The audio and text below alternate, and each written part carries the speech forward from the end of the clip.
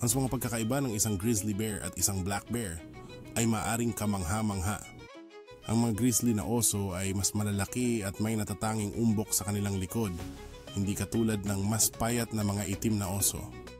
Ang mga grizzly bear ay kilala sa kanilang lakas at makapangyarihang panga, habang ang mga itim na oso ay nagpapakita ng kahangahangang liksi at kakayahang umakyat sa puno. Ang mga grizzly na oso ay kadalasang naninirahan sa mga bukas na espasyo at mga bundok, samantalang ang mga itim na oso ay mas gustong tumira sa mga saganang gubat.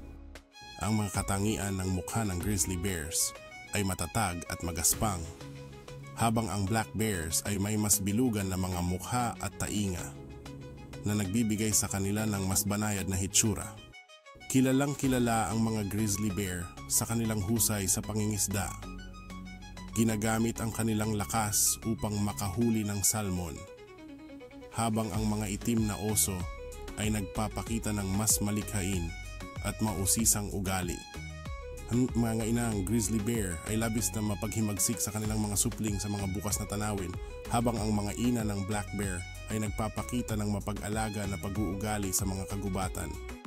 Habang dumarating ang taglagas, ang mga grizzly na oso ay naghahanda para sa pagkatulog, habang ang mga itim na oso ay makikita na nag-iimbestiga sa mga pastulan na punong-puno ng mga bulaklak na nagpapakita ng kanilang mapanlikhang ugali.